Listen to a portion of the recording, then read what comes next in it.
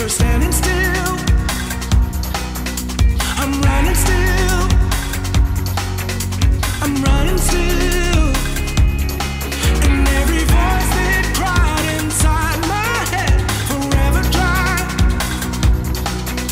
forever dry. I've drilled lines. Oh, where else can I go? And where else can I go? Chasing you, chasing you. Oh, running, running, running, running, running, running, running, ain't running from myself no more. Together we'll win it all. I ain't running, running, running, running, running, running, running, and running from myself no more. I'm ready to face it all.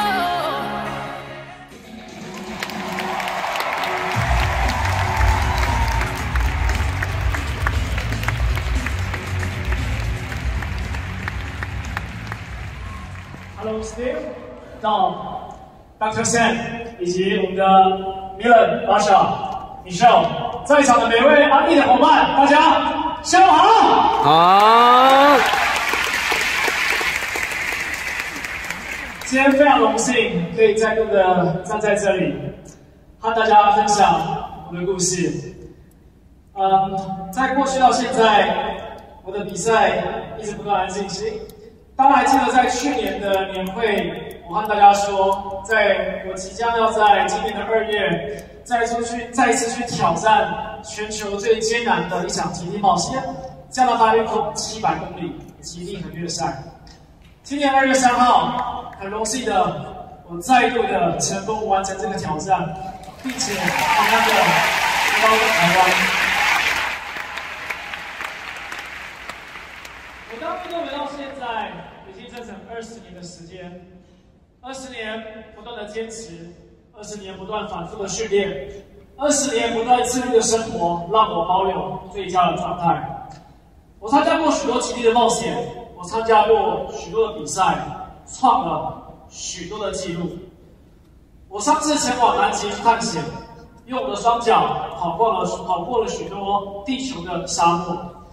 以及挑战了喜马拉雅山脉，还有阿尔卑斯山脉，更在2016年很荣幸参加全球4大巡回赛，在2016年成为了亚洲首位世界总冠军。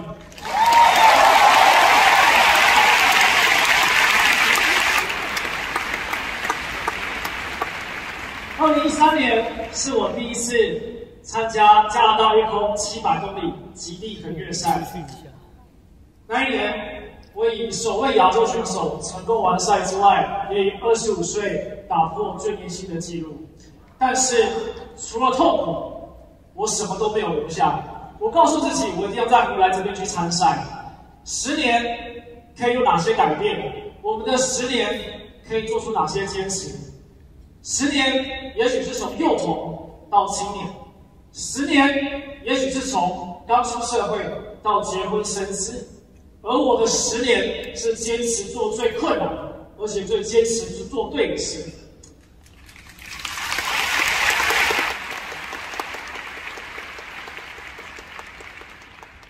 我知道我必须要做好所有的准备。2013年到2023年，整整这10年，我去参加了所有极地的比赛，为了就是准备好这一天。我做了许多一般人都无法想象非常艰苦的训练，唯有知道做好准备，才有办法去挑战我未来我面对的恐惧。在去年 COVID 前几年的疫情影响下，我没有办法出国去营地训练。台湾是一个没有雪、气温没有在零下10度的国家，所以呢，我改装了雪橇，开始在台湾做环台的训练计划。我从台北出发，一直到高雄，再从泰鲁的台龙一直拉到武陵，拉着23公分的雪橇，横越了460公里。一开始训练的时候，我创了一个 LINE 群组，第一天就有1000多个人加入，到最后面我们在完成训练时，我们的群组成长到了5000多个人。很多人都说他们在上面开始跟说，做了一张图片，大家知道这是什么吗？阿甘正传。他们在上面酷手讲说，叶博，你会不会在参加这个训练的时候跟电影《阿甘正传》一样？然后很多人开始跟着你跑。于是他们在酷手在上面这个照片开始酷手，不断的在进化，所以后来就演变成今天这个样子。我从台北出发，一开始没有什么人。我从清晨跑到白天，跑到中午，跑到黄昏，跑到日落。在我经过到园林的时候，有了一个姐姐带着小孩一路跟到高雄，在每一个路口，她都很热情的在帮我鼓励说：“叶博加油，叶博加油！”我很喘，休息的时候停下来跟他们讲说：“姐姐，不好意思，我只是单纯的训练而已，不是比赛，你们不用这么认真。只是你不用上班吗？小孩不用上课吗？”他讲了一句让我很感动的话，他说：“我知道你的比赛没有任何的奖金，一年要花上上百万去准备。我想要带我的小孩来看看，这个世界上真的有人愿意为了理想，愿意为了梦想，不计任何一切代价，就是为了要去完成。在跟对我的小孩去在上台的电家里。”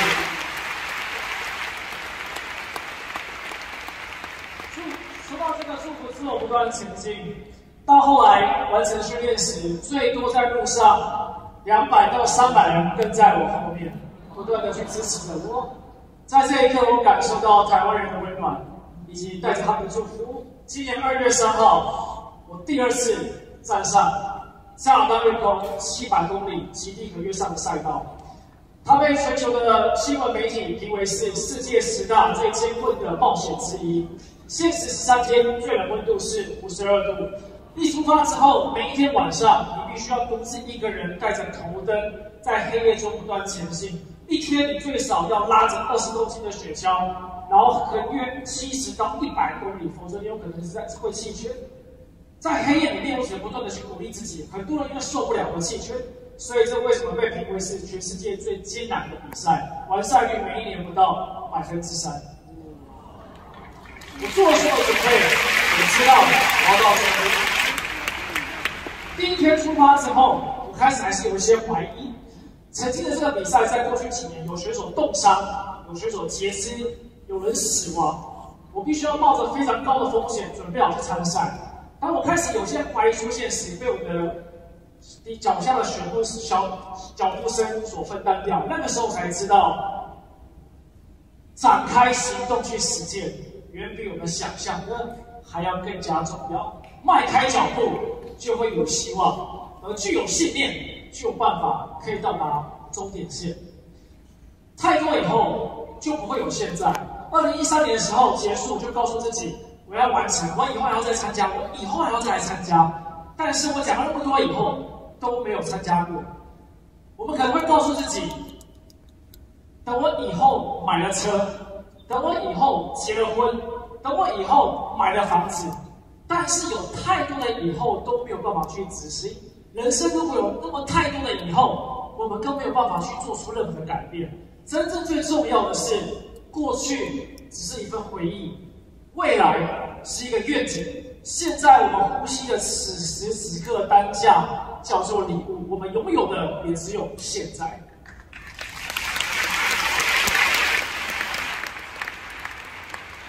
第4天，我开始濒临极限了，我的体重开始下降。我开启头灯，在这样的荒野中，没有任何手机的讯号，独自一个人跟自己对话，不断前进。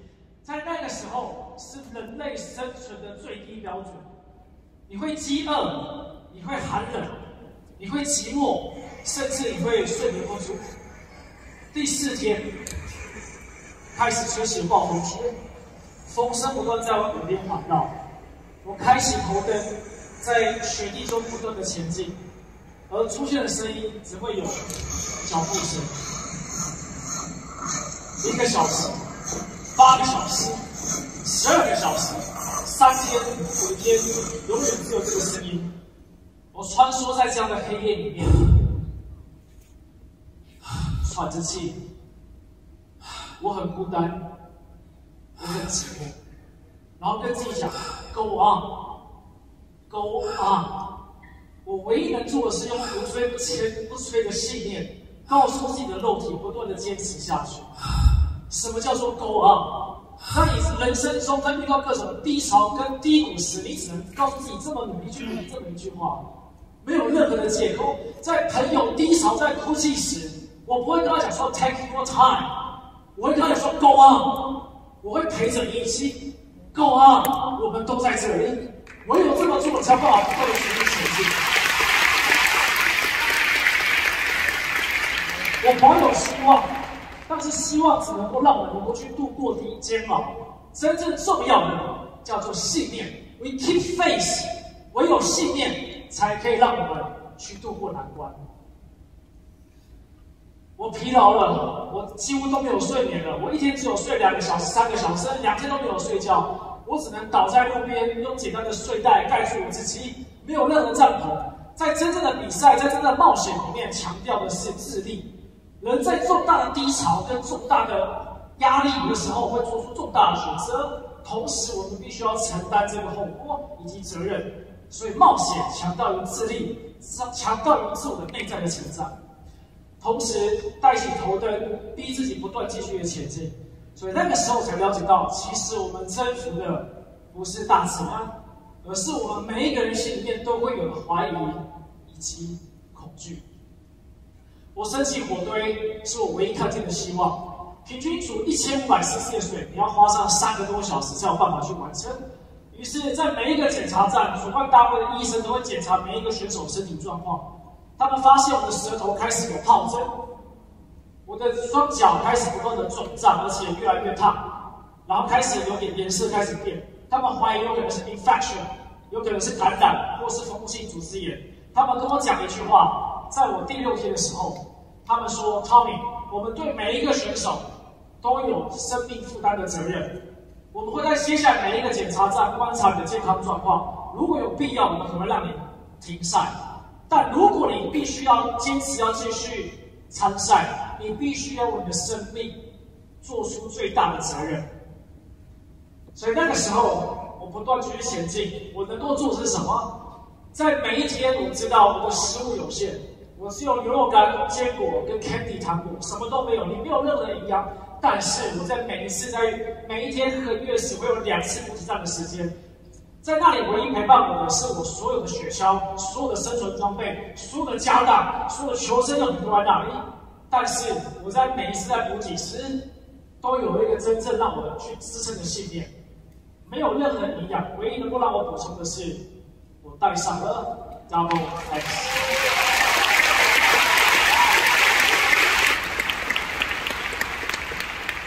每一天的体重不断流失1公斤，你缺乏所有的维生素，你的肌肉开始不断的僵硬。我甚至是必须要吃上止痛药，才有办法去不断前进。但是当我一拿出 Double X 放在我手上时，你知道对我来说是什么吗？对我来说，这是科技，这是营养，这是责任，以及真正重要的是支持我到终点的信念。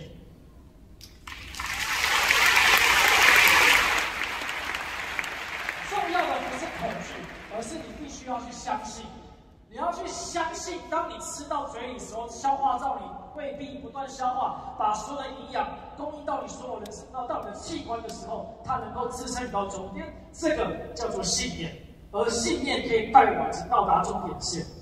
我知道我2011年的时候，我曾经得过癌症。我2011年的时候，我不知道我什么时候可以康复，但是我在整整10几年来，我都坚持补充纽崔莱的营养品。我希望让自己可以保持在最佳的状态，继续恢复健康，而且不断去参赛。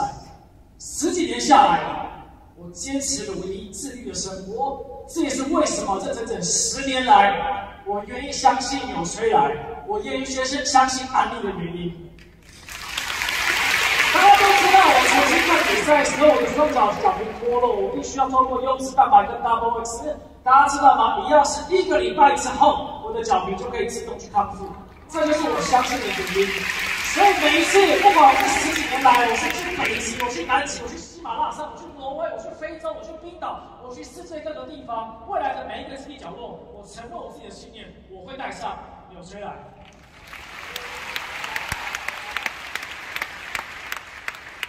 我慢慢清楚了解到，如果我们未曾得到过的，要先做我们未曾做到过的。如果想要得到我们未曾拥有的，我们必须要先挑战我们未曾挑战过的。几乎到终点之前，我几乎已经濒临崩溃了，我几乎已经快没有办法撑下去了。我才知道，人生最重要的不是你会不会被击倒。我们在社会、在人生中会有很多的挫折、很多的压力。Life is hard， 生活跟生命实在太辛苦了。被击倒不是重点，但是真正最重要的是，在你每一天在低潮的时候，你要告诉自己，你每一天、每一次都还可以再给我站起来。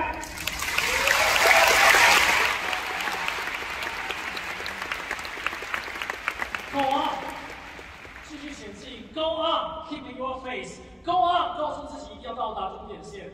最后几天，我不断连续的冲刺，不断继续的赶路。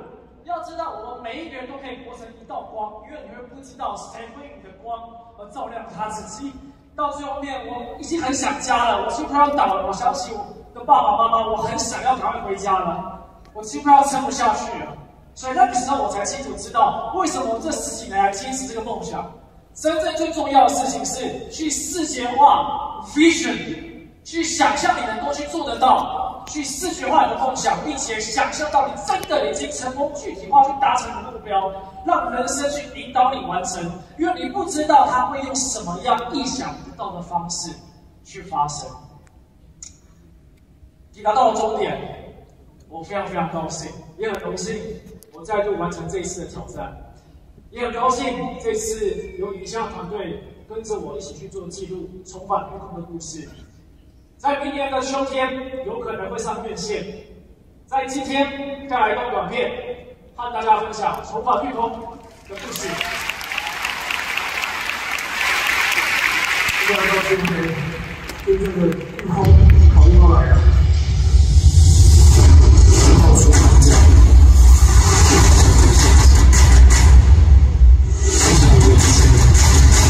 36个小时都是这个速度，我应该是疯了，才会参加这种比赛。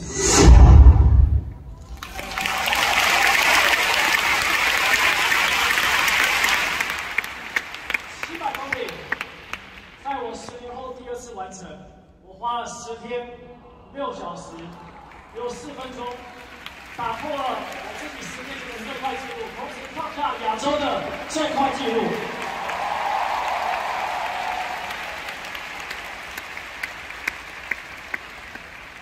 我想要跟大家分享的是，我站在这里，此时此刻，我想要跟你分享，在这一刻我的幸福程度。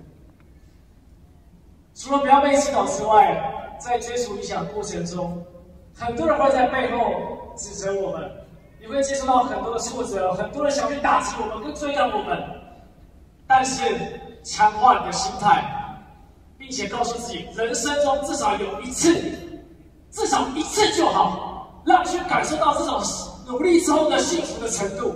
这10几年来，我挑战所有的极地，我想要告诉你，我的幸福程度是 again and again and again and again and again and again and again。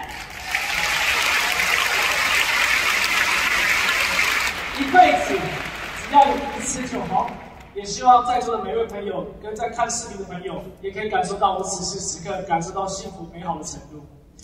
同时，要谢谢有钱来这10几年不断的支持了我，让我知道我有最好的后盾。同时，也要谢谢很多的直销生的朋友，在每一次我的训练过程中，不定时在路上会为我加油，同时也会不断的鼓励我，甚至来参加我在花台训练准备。健康对我来说是什么？现在我的爸爸妈妈也加入了行列，也加入我的行列。他们开始加入我的训练的俱乐部。爸爸1个月瘦了5公斤，我的妈妈越活越健康。我跟他们讲一句话，我说爸爸妈，健康不是只有身体。过30岁之后，我们跟父母亲的相处的时间只会越来越减少。我跟他们讲一句话，我说爸妈，真正重要的健康以外，我想要跟你们讲的是，我希望你们平安健康，而且跟你们相处的时间能够珍惜，而且更加长久。对我来说，这个就是健康的意义，不是只有身体，还有亲人，还有朋友，还有未来。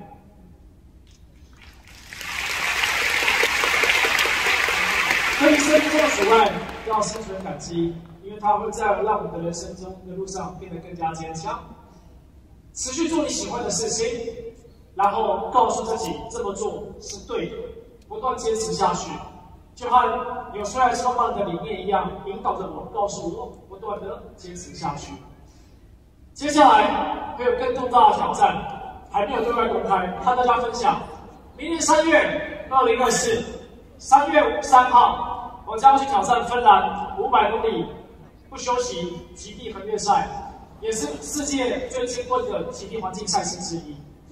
在今年的12月27号，我将会再度举行环台的训练计划。12月27号从台北出发，欢迎每一位朋友透过 GPS 的讯号一起加入我。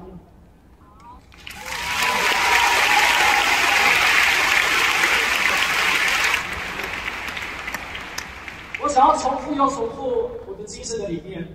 我没有办法选择生在什么样的家庭、什么样的环境，但是我们的选择还有我们的想法，将可以决定未来我们将变成什么样的人。我追求健康，是希望90岁之后，我一样可以出国去体验人生，因为相信有崔莱。我追求健康，是希望到90岁之后，我依然还可以自己去爬楼梯，因为我相信有崔莱。我相信健康，我追求健康，因为我希望我在90岁之后，依然可以保持身体的最佳状态，因为相信有崔莱。在今天最后，非常感谢大家，希望最后面我们大家可以一起大声一起喊口号：极致健康，永不止步，健康就是纽崔莱。3、